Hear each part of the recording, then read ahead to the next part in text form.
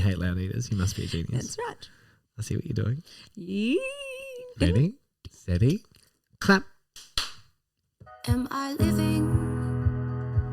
Oh, what a funny thing to say. But as your mama always said, look up into the sky, find the sun on a cloudy day, on a cloudy day. Your mama always said, look up into the sky, find the sun on a cloudy day, on a cloudy day. Your mama always said, look up into the sky, find the sun. Livin, another week, another podcast, another episode with Vince Fusco and Nancy Timpano. Welcome, everybody. G'day. Nance, how are you today? I'm really, really well. How are you? I'm also really, really well. That's good. How good is it to say that? Oh, I know. Like, doesn't that feel so nice? Yes. As opposed to like, Lucky. not bad, Really. lucky. And do you know what else we are very lucky about? This week's topic. Lucky that you and I can be in a room Yeah. and very comfortable with conversing. It's Yes. easy and probably too comfortable sometimes, but it's very easy for us. Yeah. And today's topic is, do you have that relationship with someone that over text message, it just flows. It's flowing. It's beautiful. Yeah. It's just communication overload. But then you rock up in the same room and what happens? You got nothing. What is that? How does that happen though? Like, do you think Okay, it's just birds, you can stop now. crickets or birds? Oh, I don't know. It sounds like birds, but I think it's meant to be crickets. I'm going well, to go with crickets. That's what I meant anyway. Either way. But totally, how does that happen? Like, do you think is this something that's happened post-COVID, like post the lockdowns and people just, like it's strange now in a corporate setting, for example, when we have a meeting in person. Like to go into another business and be like, oh my God, there's 12 people sitting around a table. This doesn't happen very much anymore. For me, though, I've got to say it had nothing to do with COVID because I noticed this years ago that I would message people or even comment on Instagram or whatever, and it's just that real comfortability. Yeah. But then when you see each other, it's like Stiff. they don't even say hi, and it works both ways. I'm not saying it's them. Yeah. Sometimes it's like, are we really that close that can I come up to you and give you a hug like we said? Oh, next time I see you, I'm going to give you a hug. And like, do I just hug you? See, I feel like that's weird. Like if you've even pre-said, like, I can't wait to see you and have a hug, but nothing. Well, yeah, I've had that, and Cold. I don't look. Maybe in my experience, I'm not being sexist, but in my personal experience, I think it's more the males, like male friends. Ah, there it is. Okay, so this is where the difference lies because I'm picturing in my head. And just, I don't know why, naturally I was picturing females. Yes. But now that you say guys, I can For me, so then it's all, it's. And I totally get that. Like now that you say it is the opposite sex, and it does make a little bit more sense. Yes. And I think that that's probably just like guys are maybe not always the most natural communicators. Yeah. Men in general. Yeah. Yep. I know I can talk underwater. Yeah. But not everybody is like that. Like you said, like it's easy for us. Yeah. But I think for guys as well, like there is a comfort over text. Maybe not even just text. You mentioned Instagram. So even like just online, there's a different level of confidence that everybody gets when they have a keyboard in front of them, I reckon. Is that just, in my experience, I think it comes down to feeling confident without having that person directly in front of you to offer a reaction that is going to be negative. Or maybe like if they want to reply, they reply. If they don't, they don't. Yeah. They've got There's no pressure. Yes. That's right. They've got the choice. Whereas if face to face, it's like, hi. Oh, I have to answer. Yeah. Maybe that's what it is. But I do find that a little bit strange. And maybe it's because, I don't know, we do have that comfortability. I'm not sure. But I notice that a lot. It's funny that you notice it with like people that you speak to. I notice it with people that I either interact with regularly, like other like businesses I visit frequently, or like, you know, when you get to know the person's name behind the counter and you feel like, oh, hi, Kevin, how you going? Oh, Jenny's here today. Great. How you going, Jen? And then when you like see each other out. Yeah, not in the work environment. That's strange. Yeah. And you see them in a different place and time and you're like, oh, hey, Jen. And they're like, oh, I don't know who. I know. It's almost like they can't recognize you unless they're in that space. Well, that does happen. I've had that happen to me many times. I've almost happened, like, you know, in retail, you serve so many customers and you're comfortable with them and you're lovely to them. Yeah. But then you might see them in the cafe or something and they'll go, hey, blah, blah, blah, and I look at them like, I don't remember them, but you know, when you're in customer service, you serve a lot of people. 100%. I've had that moment where people think like, oh, wow, she's a snob. And it's like, oh, no, are you joking? Like, don't remember. Yeah. Or when they ring up, this is another one. Let me tell you. This opens up a big go. thing here. Like when you ring somewhere, right? Yeah. Do you have the Do people still ring? Can we just start with that? No, if I call somewhere to make an appointment, I don't do that online like I should. Nowadays you can, but I don't. I like to call, like if I'm ringing, I don't know, the chiropractor, for example. Fair. And when you're in the reception, like, you know, you've been there for many years, you know everyone, it's very comfortable, you have a little chit-chat, little catch-up. But when you call, it's that situation I was just talking about. It's like, oh, hi, it's Nancy. And it's like, this one again. Right? And it's like, oh, you know, this poor person on the other end of the phone, they serve so many people or speak. So I go, oh, it's Nancy Timpano. And you get a bigger. And it's like, oh, jeepers. It's like, oh, sorry. And then you keep going because you think, oh, far out. You need to paint a bit of a picture. But then when you walk in, they see you, they go, oh my God, it's Nancy. So sometimes I confuse myself because sometimes I'll ring, I'll go, oh, hi, it's Nancy Timpano. And like your best friends. And I'll think that they're like eye rolling, like, why the hell did you say your surname, you loser? No, see, I do the same thing. I do the same thing with businesses or people that I feel like I'm familiar with. I do the same thing so they know they're speaking with me straight away. But you're right. Sometimes that does happen. It does, but it's like, I don't know, I just feel for them because I think they speak to so many people throughout the day. So you're trying to make it easier for them, but it's sometimes a bit awkward. I don't know. Well, this goes back to, like, for me, like the remembering thing is not only when I say names, as you know, we've given that secret away, giving it all away on the show.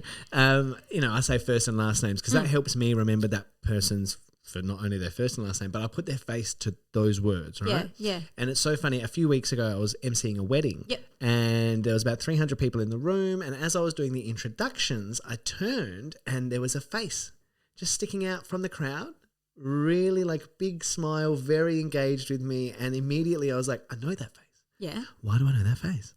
And I'm still going, and in my head I'm like, you're doing all the I'm doing the Rolodex. So I do this often, as you know. I'll be like, it's a bit like Guess Who? Do they have red hair? No. You get it. No. Next one. And as I like came off from the introductions, I said to my colleague that night, I was like, do you know this? Do you know that guy over there? Yeah. And he's like, oh, I think I've seen him at another wedding. Maybe he's just one of those guys. Because I see guests, I swear to God, I see guests every week. Like there must be professional wedding guests out there. There have to be. No, they're just Italian. Nah, that tracks. Italian is and always they're related the Italians because somehow. You're right. But I see so many faces that I'm like, no, but I know him. Why do I know this face? And again, like, you know, when you look around and you make eye contact and it's that kind of like recognition, but again, not enough to go over and have the conversation, but we want to, but neither of us can really place it. So I'm standing there and I'm like, I think he's a doctor. Yeah. Is he my doctor? No. Okay. Why would I know this face? He's one of my clients. Okay. So I like, but not one of my personal clients, like a former client. But it's one of those things where like, I've never had to personally work on the account, but I know like he's medical. And then I was like, came up with the business name, Googled the business name, bang, straight away. First photo that comes up is him. Good. Go over. My goodness, great to see you. How you going, Dr. X? You know, and it's great. But it is that familiarity. And even as soon as he was like, I went over and said, hey, Dr. X, great to see you. He went, where are you from again, Vince? And I said it. And he was like, that's where it is. He goes, as soon as you stood up, I said to my wife, why do we know this guy? Are we listening to his podcast? Like, where do we know him from? And it's all of the above. Yes. Which was, again, but then the familiarity was there. Yeah. And now it's maintained, which I like. But I'm brilliant with piecing back where I've seen them. Yes. You know me with the names. Yeah. Definitely not my forte. But I will walk into a restaurant with my girlfriend. We're going out for dinner and I have no idea of the name, but I'll be walking straight ahead. I'll go, you know the girl on the right with the black jumper because we saw her 2 weeks ago when we were out and and she'll go, really, who is it? And I'm like, hello, I don't know, but but I've given you everything. I just don't have the name. Yeah, I'm really good. Do you know the other thing I've noticed with you? You do it at the start of this podcast, and it's a good thing. What? It's a good thing. I'm saying you with surnames. You'll always mention the surname. Well, I'll go, hi, you're here with Vince and Nancy. That's true. And you'll go, Vince Fusco, Nancy Timpano, and it makes me sit up a bit straighter because I'm like, he should be proud of our names. Yeah, I am. As everybody should be, I think. I know, but you are the full name. I am. Yeah, I really and I'm just confused. Do I give you first name? Do I give you both? I'll give you your middle names. You know what I mean? 100%. And again, I don't know. For that instance, that's personal branding. Yes. But for everybody else, it's just memory. Like that's how I do it. It's funny. I've lost that train of thought. Okay, well, while that's coming back to you, do you know who I can't wait to meet in person? I can't believe we have not met you in person. Maybe I've crossed paths once, but anyway, because I can trace it back mentally. Yeah, I got my train back. Do you know who I think we need to meet in person? One of our biggest supporters of this podcast, Hip Hop Josh. Hip Hop Josh. The account is run by Josh's mum. Yeah. The beautiful messages that we, send each other now 100%. because we have this relationship that we've built. Yeah. I cannot wait to spend more time with you across you because, wow. 100% agree with you. And they've been a big supporter. I hope there's no crickets when we meet. No. 1,000% there will not be. Because not only have they been supporting this podcast, they've been supporting the Pass It On series for a while, my book series for a while. Yes. And they've been big followers of both of our accounts. But then, like you said, the engagement on this particular oh my goodness, forever shouting us out weekly. You are beautiful. Thank you for your support. The thing with Hip Hop Josh as well, and I've spoken with them about this, I feel like you said it in episode 1. You said maybe there's young Vince and Nancy out there. I've said this a couple of times, I reckon. But Hip Hop Josh, I feel like, is the young Vince. Yeah. It's so funny. Like what they posted last week, and I was like, I messaged and said, this was me doing the exact same thing at that age. Like, keep going. Yes, absolutely. And the people they've got around them are great people that we also know and work with in the industry. That's right. And we will do an episode in the very, very near future, and we will advocate and back up what exactly. You might see the cha-cha-cha. Boys Dance to movement. Josh is a big, advocate for that. Yeah. And we will support that and bring it up and call it out in an episode in a few weeks. So be familiar. Yeah. Be familiar. Hey, I remembered what I was going to say. Tell me. When you see people out that you don't know, I used to get this so much at the Royal Adelaide show when we used to work there. So before I was on stage with you, wind the clock back even further, I was a costume performer, as you know. Yes. One of the roving entertainers there. And I would be in costume for 95% of the day. Full head to toe costume. So unrecognisable. Totally. And it would be wonderful costumes. You may remember some of these crazy characters running around the Royal Show, guys. Crash Test Dummies. Yes. Fantastic. I was one of them for a while. The Flower Pot Man was one of them. The Scarecrows. One of my favourite other Scarecrows. So many years. Jesters. Yep. But you are completely anonymous in these costumes. But you are a character bigger than... But you can see. Oh, I can see. You still have eyes. Everything. Yeah. And what would happen is we would be out there in costume interacting and engaging with the general population. Oh, that was cool. And what we would be doing is you're engaging with these people. You're having photos with these people. And it's so silly. One of those things where if you're in a costume, if you've ever done costume work and you smile like an idiot in the costume, but no one can see. Yeah. So you're in there and you feel like you engage. Go have your lunch break out of costume. Yeah. You walk around and you see and I see everybody. I've seen who's been an asshole to myself or just the general public and the people that are working. Like you see the worst of the worst. I've seen the people who are good humans. I've seen the families and I'm like, oh my God, they're beautiful. Yes. Oh my God, these are good people. Yeah. And it's funny how like you almost want to be like, oh my God. Yeah. And then you realise that you're not they in have costume. No idea who I am. Exactly. I'm a weirdo in a costume. Yeah. That's hilarious. That's a real wake-up call. But the texting and then seeing people in person and it's very different vibe gets me a lot. How long do you have to go between seeing someone, right? So like I've had text conversations with people that don't go on too long, but we haven't seen each other in a long time. So when we do see each other, it's almost like we're so far out of the circles anyway that there's no need. Oh, so hey, going all right? But no big conversation.